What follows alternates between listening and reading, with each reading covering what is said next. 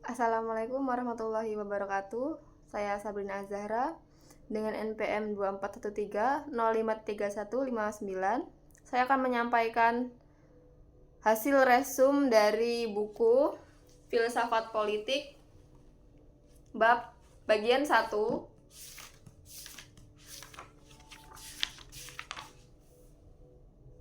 tentang filsafat politik, makna dan signifikansinya. Istilah teori politik yaitu seperangkat ide dan bisa digunakan untuk tujuan beragam yang berkembang sepanjang waktu.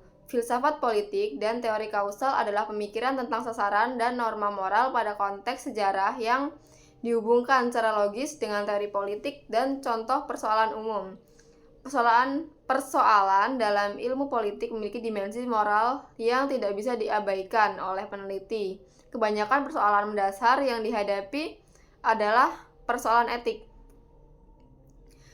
Filsafat politik lebih dari sekedar ide-ide pemikir sosial dan politik, karena mengarahkan pada pemahaman yang lebih baik tentang kehidupan politik, watak, dan tujuan. Tradisi klasik merupakan kumpulan hukum, kebiasaan, dan ide-ide yang membantu membentuk peradaban barat agar ide-ide tersebut dapat diterima secara luas. Secara pemikiran, politik menggambarkan hubungan konsep watak manusia dari setiap risalah politik diletakkan pada konsep mengenai watak alam. Manusia makhluk rasional yang memiliki kebebasan dan memiliki tujuan adalah inti dari tradisi barat. Ide tatanan politik didasarkan kode moral yang melampaui waktu dan tempat menjadi kunci tradisi Kristen. Adapun karakteristik hukum alam yaitu preskripsi esensialnya terletak pada sifat mendalami watak manusia.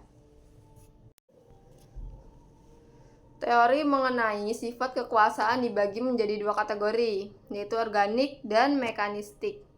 Teori organik berpandangan kesatuan moral berhasil dari kehendak kolektif bersama-sama memfungsikan diri. Kesatuan inilah yang memberi karakter organis masyarakat politik. Sedangkan teori mekanistik cenderung mengabaikan karakter sosial manusia dengan memandang kekuasaan dan menganggap sebagai akibat kesepakatan antara para individu yang tidak peduli tujuan bersama.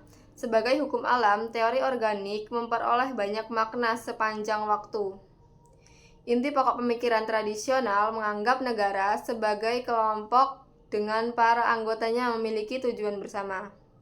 Selanjutnya, yang harus dipenuhi dalam pemerintahan konstitusi adalah teori batas bagi otoritas publik, keyakinan bahwa tindakan pemerintah harus diarahkan pada pembatasan tertentu dan perilaku dari mereka yang memegang kekuasaan politik merupakan ciri dari sejarah politik barat.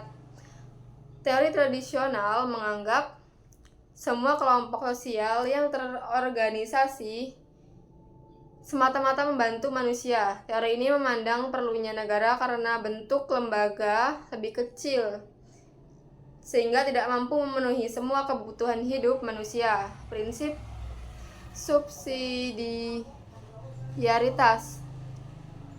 subsidiaritas menegaskan bahwa unit terendah dari masyarakat yang bisa memenuhi fungsi yang dibutuhkan dalam cara yang memadahi.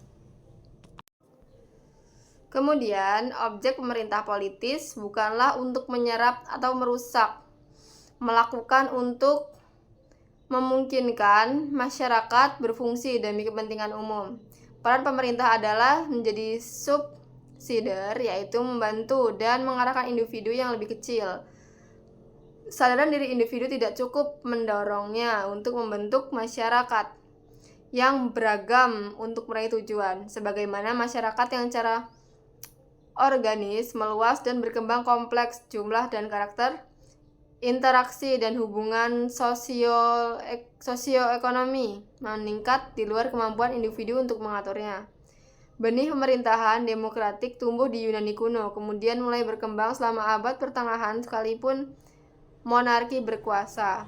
karena premis demokrasi menjadi lebih eksplisit dalam pemikiran di abad pertengahan. Kesadaran akan hasrat memerintah diri pun tumbuh.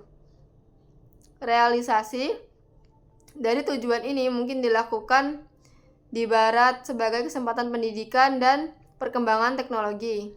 Kajian teori politik bukanlah kajian epistemologi atau watak batas-batas dan validasi pengetahuan. Mungkin bagi masyarakat untuk meremukan tujuan moral dalam realitas sendiri dan menjawab pertanyaan mengenai apa yang seharusnya ada dalam persoalan politik. Sekian hasil dari resume saya. Saya akhiri. Wassalamualaikum warahmatullahi wabarakatuh.